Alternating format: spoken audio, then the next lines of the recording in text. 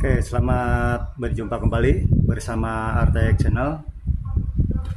Baik teman-teman, untuk kali ini saya akan mereview dari beberapa MPPT ya, atau solar charger controller ya, jenis MPPT. Jadi pada video sebelumnya dulu sempat review MPPT yang model ini ya, yang hijau mereknya Texpen ya. Nah, kemudian kali ini saya akan mereview dan membandingkan ketiga jenis MPPT yang ada saat ini ya. Nah, ini kapasitasnya sama 60 ampere ya, tetapi dari segi fisik dan tampilan berbeda ya. Gitu, dimana yang ini ya, yang paling kecil warnanya hitam dibalut hijau ya. Untuk dimensinya ini sangat tipis ya dibanding dengan kedua yang lainnya. Nah, ini untuk belakangnya adalah heatsink ya, atau pendinginnya langsung di body ya. Gitu. Nah, ini speknya adalah 60 ampere ya. Untuk max PP adalah 160 volt. Jadi ini adalah auto pole ya, dari 12 sampai 48 volt ya. Nah, ini ya speknya di sini ya. 12, 24, 36, 48 auto pole ya. Maksimal current atau read current adalah 60 ampere. Max PP voltase 160 volt. Dan untuk 12 volt ini sekitar 1600 watt ya untuk 24 voltnya. Kemudian untuk 48 voltnya ini 3200 watt ya. Oke. Kemudian yang kedua ini paling tebal ya, paling tinggi, paling gede. Ini adalah mereknya dari Texpen ya. Ini sempat saya review sebelumnya ya pada video yang lama. Dan di sini sama auto pole juga ya, 12, 24, 36 dan 48 volt. Untuk max current-nya adalah sama 60 ampere ya. Untuk max PP di sini adalah 150 volt ya. Nih, maksimal 150 volt.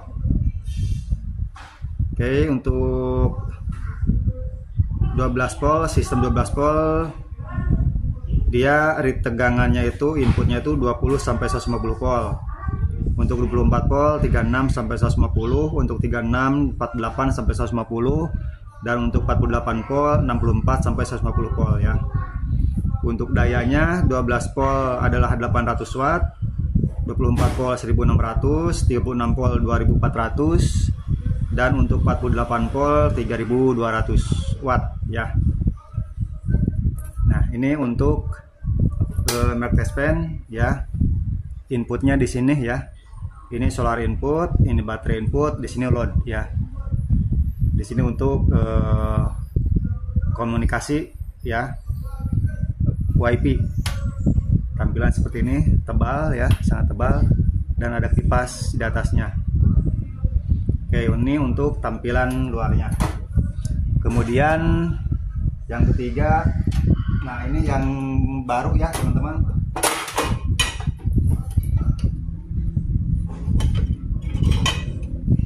Nah, ini MPPT terbaru. Di sini sama 60 ampere ya. Oke, kita cek di sini untuk speknya. Nah, MPPT chargernya 60 ampere ya. Kemudian MPPT max voltase 230 volt. Jadi untuk MPPT ini input PP-nya atau input dari panel surya ini maksimal sampai 230 volt. Jadi ini sangat lebar ya, ring dari tegangan POC pipinya ya. Kemudian di sini yang unik dan yang menarik ya, ini ya, max PP-nya 230 volt DC. Nah, yang unik di MPPT yang terbaru ini adalah dia auto pole dari 12 volt sampai 96 volt ya. Jadi bayangkan teman-teman ya, seandainya solar system kita menggunakan 72 volt ya, dengan ampere 60, berarti ini akan menghasilkan sekitar 6000 watt ya, atau 6000 WP ya. Apalagi kalau main 96 volt ya. Jadi 96 volt ini dikali 60 ya, 60 ampere. Nah, ini akan sangat melimpah ya jika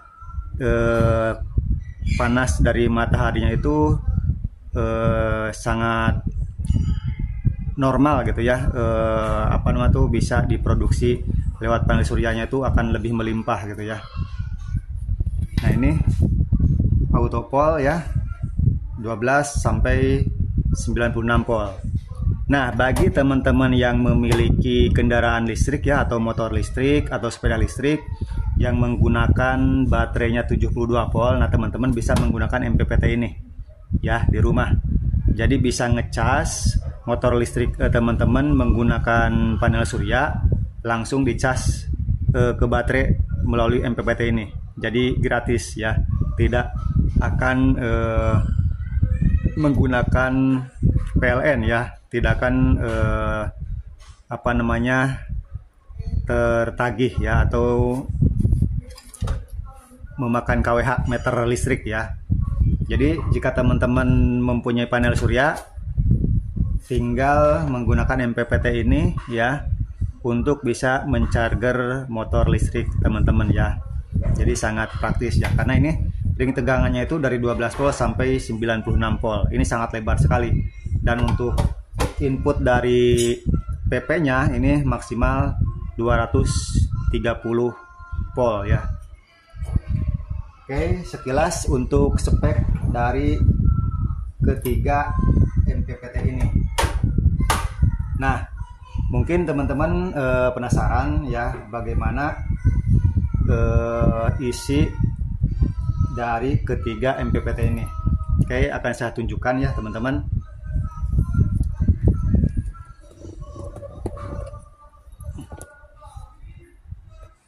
Nah ya, kita lihat ini yang paling kanan dulu, ini yang paling tipis ya. Jadi ini tipis karena memang heatsinknya ada di dalam sini, apa di bodinya ya. Oke, mungkin kurang terlihat ya. Oke, saya balik seperti ini ya. Nah, ini teman-teman ya. Jadi di sini tidak menggunakan pendingin aluminium ya, karena pendinginnya langsung ada di bodi dari MPPT ini, sehingga ini lebih simple ya, lebih tipis dibanding dengan yang ini ya. Dan untuk toroidnya di sini menggunakan 2 toroid, tapi untuk diameternya ini lumayan lebar ya. Ini sekitar 5 cm ya diameternya. Kemudian untuk jumlah lilitannya ya, 1 toroid ini dia menggunakan 4 lilitan ya di paralel. Oke, jumlahnya 2, tapi diameternya lumayan besar. Kemudian untuk MOSFET-nya ada di bawah sini ya, tidak terlihat karena memang ini langsung dibaut di bodi ya. Nah, seperti ini di belakang ya. Diodanya menggunakan 1, 2,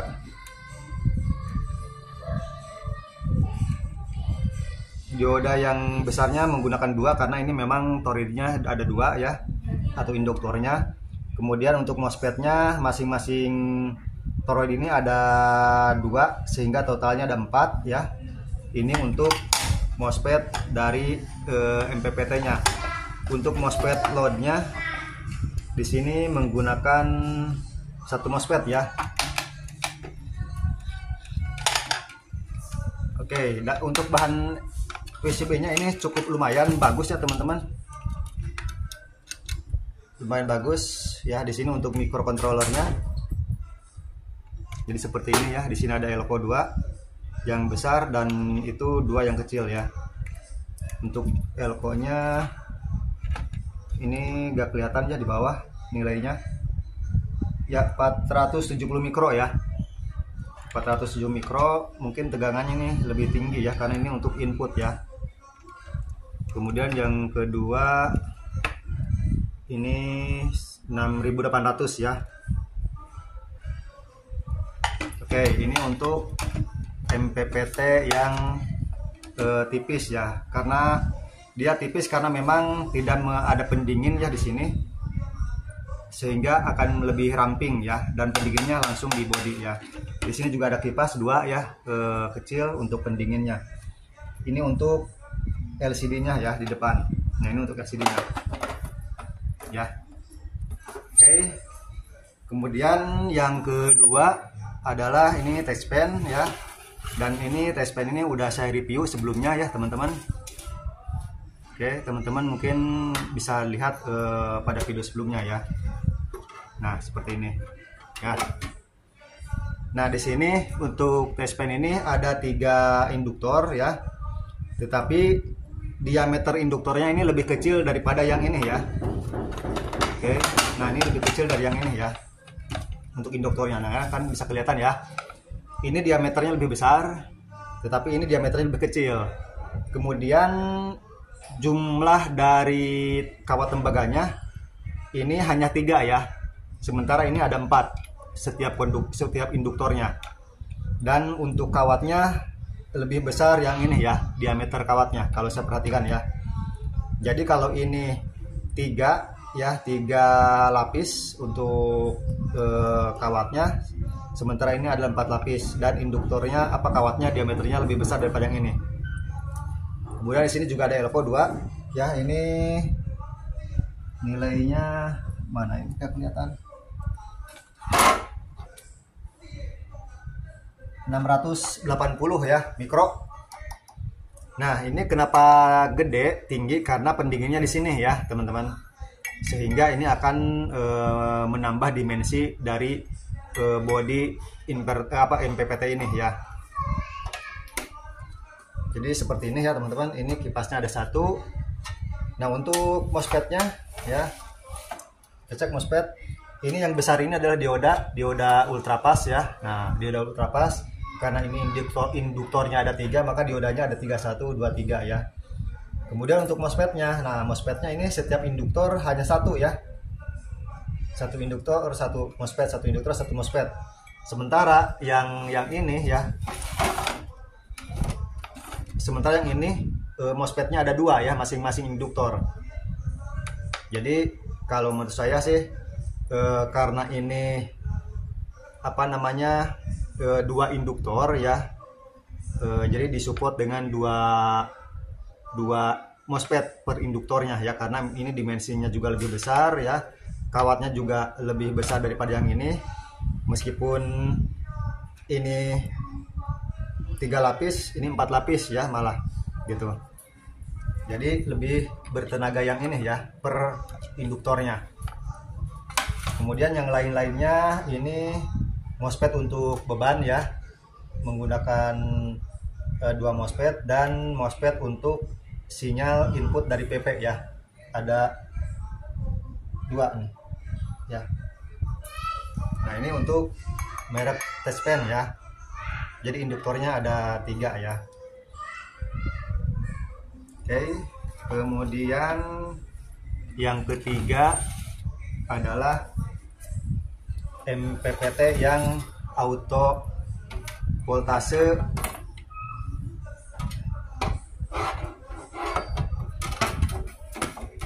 autopol yang 12 sampai 96 volt ya. Oke, kita cek. Nah, ya. Kalau kita lihat di sini pendinginnya sama ya, karena pendinginnya terpisah dari bodi sehingga ini menambah dimensi ya. Tapi ini sama ya dimensi pendinginnya dengan yang test pen ini ya. Ya. Sama ya. Oke.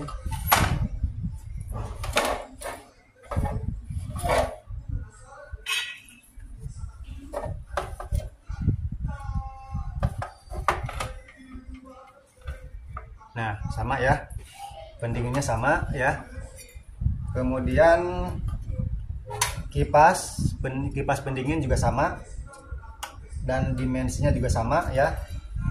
Kemudian yang berbeda di sini adalah ini induktornya ada 2 ya. Sementara ini 3. Nah, yang ini hampir sama dengan yang ini ya. Induktornya ada 2. Tapi perbedaannya yang ini dimensinya lebih besar ya. Kalau yang ini sama yang ini hampir sama dimensinya ya, lebih kecil daripada yang ini gitu ya. Nah, yang membedakan di sini adalah ini jumlah lilitan dari induktornya ya. Karena ini support inputnya 230 volt ya, maka jumlah lilitannya lebih besar ya. Karena mungkin untuk menyeimbangkan atau menyesuaikan tegangan input ya. Nah, jadi yang ini itu 230 volt maksimal, sementara ini 150 volt ya. Jadi otomatis ini lilitannya akan lebih banyak ya, karena menyesuaikan dari tegangan input ya. Kemudian di sini setelah saya hitung, meskipun dia dua induktor, di sini kawatnya menggunakan 4 kawat ya, 4 lapis kawatnya setiap induktor. Sementara yang ini 3 lapis dan yang ini 4 lapis ya.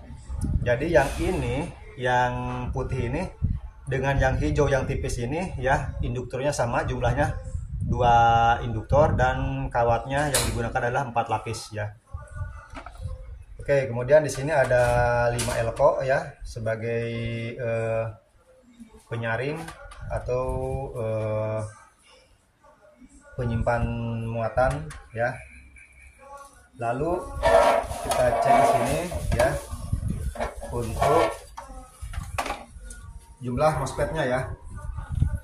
Nah, di sini untuk diodanya ada 2 ya, karena memang induktornya ada 2. Tetapi di sini yang lebih menarik adalah MOSFET-nya ya, teman-teman. MOSFET-nya sini besar semua ya. Baik MOSFET untuk pembangkit dari induktor ini ya, nih MOSFET-nya besar-besar. Dan juga untuk MOSFET dari input PP dan MOSFET untuk load ya. Ini semua besar semua ya.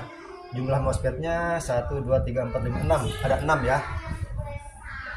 Ini ada 6 ya untuk MOSFET-nya.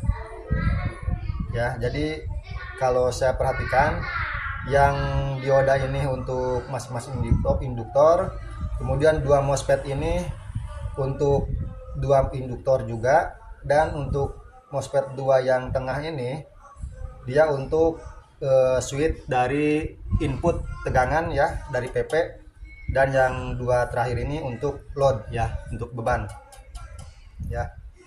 Jadi perbedaannya seperti itu ya teman-teman. Jadi untuk dari kualitas PCB ya hampir sama ya, karena ini modelnya juga gak jauh beda, hanya berbeda di sini ada induktornya. Untuk yang putih ini 2, yang hijau ini 3, dan yang untuk ini juga 2 ya, gitu. Cuman yang lebih menarik dan lebih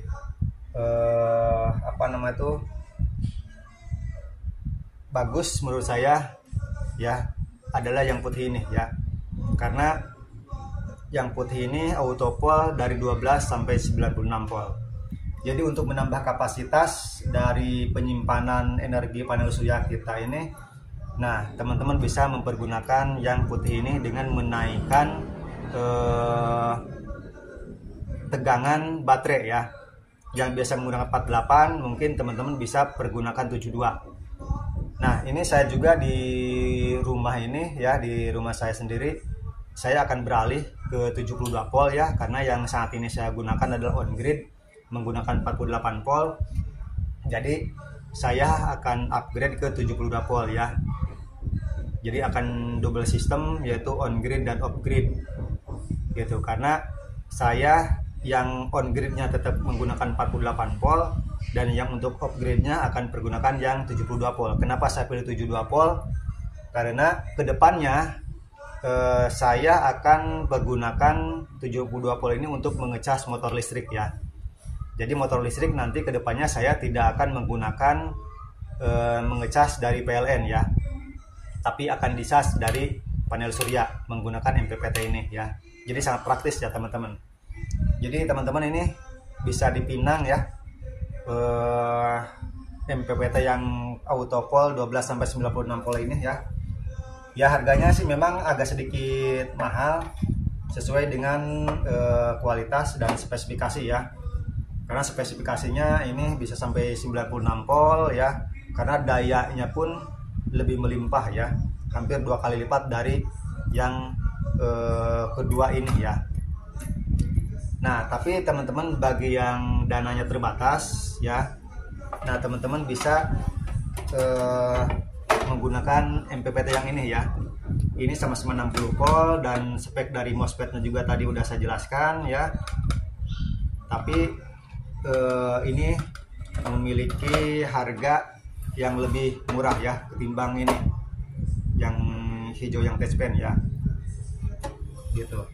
Nah, jadi seperti itu ya teman-teman sekilas review dari ketiga MPPT yang saya sampaikan pada kesempatan sore ini ya, atau video ini ya. Jadi teman-teman bisa mempertimbangkan kedepannya menggunakan solar system itu lebih baik menggunakan sistem berapa volt ya. Tapi kalau saya sih lebih cenderung memilih 72 volt ya, karena yakin ke depan motor listrik ini akan lebih ramai lagi ya, sesuai dengan program pemerintah. Dan tegangan dari baterai motor listrik itu berkisar dari 48 itu jenis sepeda listrik ya. Kemudian untuk motor listriknya itu yaitu 60 dan 72 volt. Tapi sekarang lebih banyak ke 72 volt. Maka pergunakanlah MPPT yang ini ya.